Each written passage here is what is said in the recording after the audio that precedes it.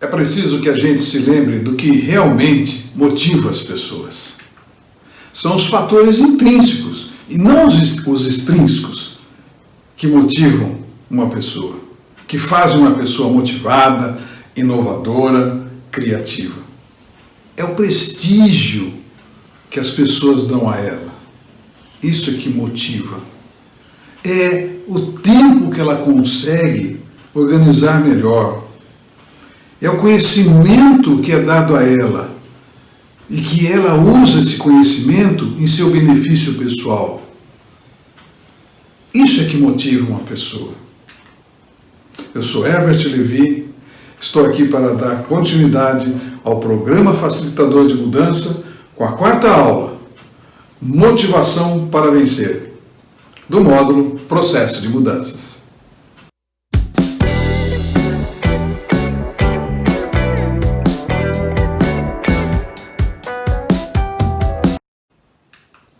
Motivação. O que é motivação, então? O nome diz motivação. Motivos que levam a uma ação. Então eu preciso ter motivos para agir. Motivos que vêm de dentro, intrínsecos, e não só motivos externos. Por isso que eu acredito muito que motivação tem muito a ver com a automotivação, a pessoa se motivar, não somente o que as pessoas fazem para ela se motivar. Então, motivação é um estado de espírito. A motivação, ela gera uma mudança de comportamento. E toda mudança de comportamento requer uma mudança de pensamento. Então, vamos analisar quais seriam as características de uma pessoa motivada no trabalho. Por exemplo, o pique que ela tem, o entusiasmo que ela tem, a qualidade no relacionamento com as pessoas, ela se dá bem com as pessoas, ela é positiva, é o respeito entre as pessoas, é a autenticidade, a confiança, são características de um ambiente motivado. Quando existem conflitos, os conflitos são trabalhados de forma positiva e nutriente, e não de forma radical. Todos, então, se sentem valiosos, contributivos, se sentem valorizados. Por quê? Porque estão recebendo das pessoas reconhecimento. Então isso é que motiva. Motivação não vem só apenas quando você estabelece uma meta para a pessoa, dela aumentar o volume de produção e ela vai ganhar X a mais. Isso são fatores extrínsecos, externos. O que realmente motiva a pessoa são aqueles fatores de reconhecimento, treinamento, enfim. E principalmente num ambiente motivado é onde existe a ausência de subterrâneos. Subterrâneos mentais, como por exemplo a ironia, o humor mordaz, o ceticismo. No ambiente motivado não existe essas características. Então, é um clima de trabalho novo, que atenda à motivação das pessoas, onde as pessoas se sentem energizadas, se sentem com vontade de fazer, porque se sentem valorizadas. Então, é esse clima que precisamos criar na empresa, um clima de trabalho novo. Quais são os fatores geradores da resistência à mudança? Fatores onde as pessoas não se sentem motivadas. Podemos citar algum deles. Por que as pessoas resistem, então, às mudanças? Primeiro, desconhecimento da natureza da mudança. Não conhece o porquê que as coisas estão mudando. Então, eu resisto. Outra coisa é as pessoas, elas têm percepção diferente da mudança. percebem de uma forma diferente, interpretam de uma forma diferente. A mudança, ela atinge as relações sociais. Então, quando as pessoas se veem afetadas no seu ambiente de trabalho, socialmente, vão resistir. Outra coisa é quando a mudança que está havendo dentro da organização atinge o seu trabalho, atinge aquilo que ela faz, atinge a liderança também que ela responde. É a incapacidade do novo trabalho, né? Se sentir incapaz de fazer aquilo que é novo, é o medo do novo.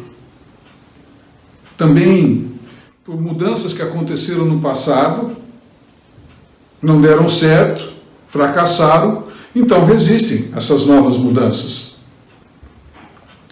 Também o medo de perder o emprego, o medo da incerteza do futuro, a insegurança.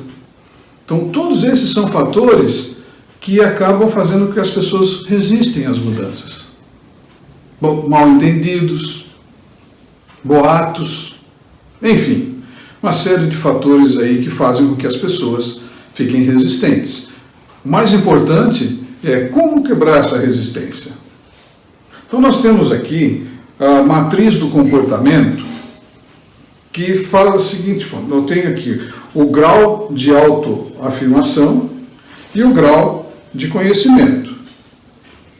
Então, quanto maior o grau de conhecimento que a pessoa tem sobre a mudança, e maior o grau de autoafirmação que ela tem sobre si mesma, de confiança, ela é uma pessoa proativa, porque ela tem conhecimento da mudança, ela sabe o que representa aquela mudança na organização e o que representa para ela, ela aprendeu o que deve ser feito e acaba sendo uma pessoa mais proativa.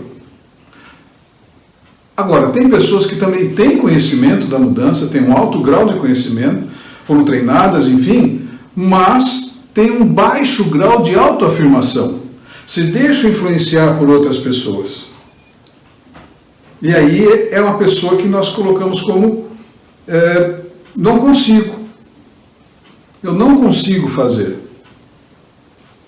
Não sei, não consigo. Porque ela não se sente segura. Porque as outras pessoas falam, não, você não vai conseguir, você não vai conseguir. Então ela se deixa influenciar pelas pessoas, embora tenha um bom conhecimento, né? Não é uma pessoa retroativa, mas também não é proativa. É aquela que diz que não consegue. Eu tenho pessoas também, um pouco mais no primeiro quadrante ali, que tem o quê?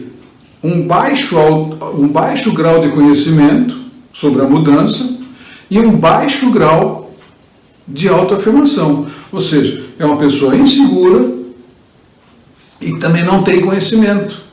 Não foi fazer o treinamento, não participou de reuniões. Então ela não tem conhecimento sobre o que está por vir na empresa, pelas mudanças. Então é aquela que diz assim, olha, eu não sirvo, eu não acredito, só fazendo para ver. Então aquela pessoa que paga para ver, ela não acredita que a mudança vai dar certo. Né? Isso é um estilo de pessoa, porque ela tem baixo conhecimento e baixo grau de autoafirmação. E tem aquelas pessoas que têm um alto grau de autoafirmação, se sentem seguras, mas não têm conhecimento suficiente sobre o processo de mudança.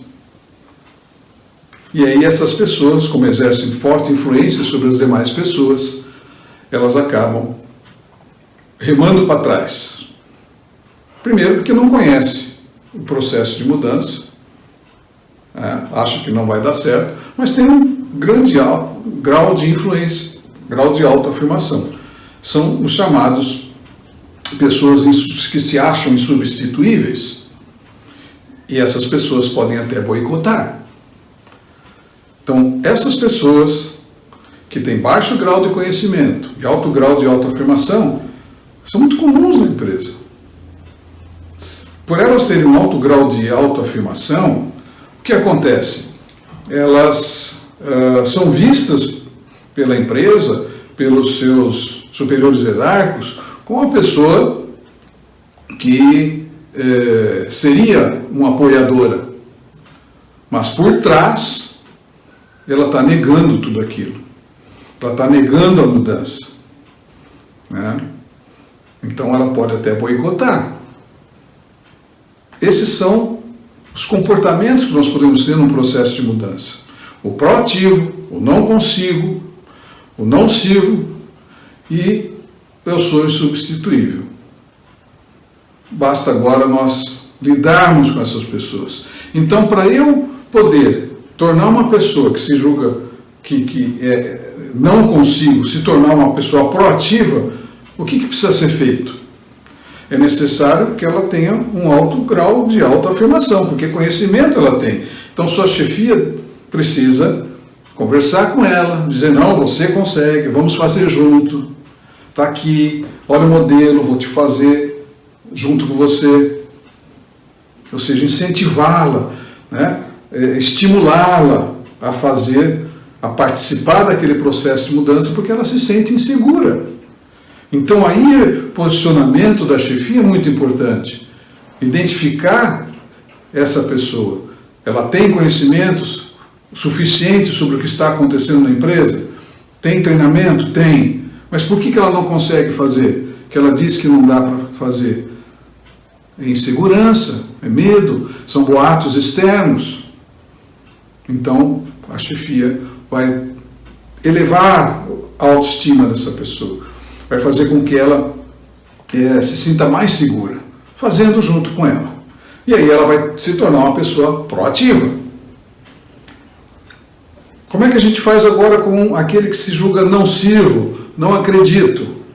Ou seja, ele tem baixo grau de autoconhecimento, baixo grau de conhecimento e baixo grau de autoafirmação, de autoestima.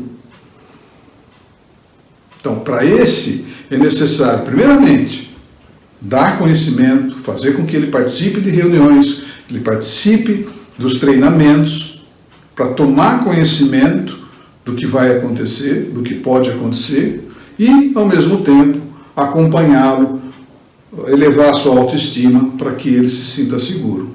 Porque para esse tipo de pessoa está faltando conhecimento e autoestima, autossegurança. Eu, fazendo esse processo com esse tipo de pessoa, eu vou torná-la uma pessoa proativa.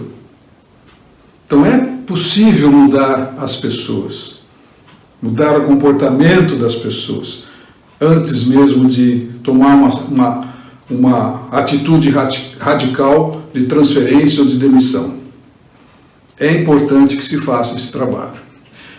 E o que é fazer, então, com aqueles que se julgam insubstituíveis? Primeiro é identificar essas pessoas, que não é nada fácil você identificar essa característica de comportamento.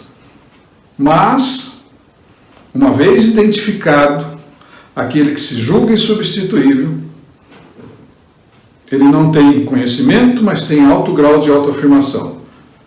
Talvez ele até resista às orientações de um líder acima dele. Ele se julga uma pessoa insubstituível, ele tem o conhecimento. É a pessoa que não quer participar de cursos, não quer participar das reuniões, sempre arruma uma desculpa, sempre dá um jeito de não participar. E aí? O que eu faço com uma pessoa dessa?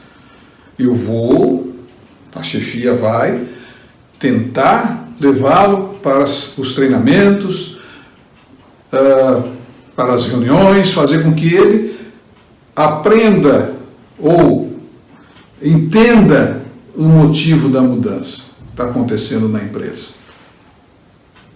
É muito importante que essa pessoa tome consciência da realidade e muitas vezes eu consigo até recuperar essa pessoa com apenas o treinamento e o conhecimento, já que ela tem um alto grau de autoestima, autoafirmação.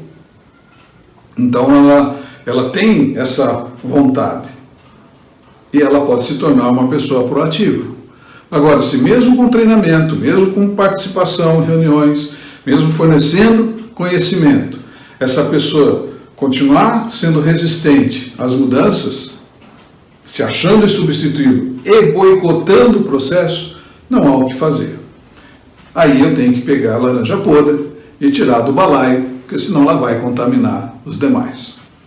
Então é muito importante que as chefias, os líderes, os gestores tenham conhecimento da matriz de comportamento para poder tomar as ações necessárias para que as pessoas se tornem proativas às mudanças. Bem, pessoal, obrigado pela atenção e fique com a gente na próxima aula desse módulo Gestão de Mudança.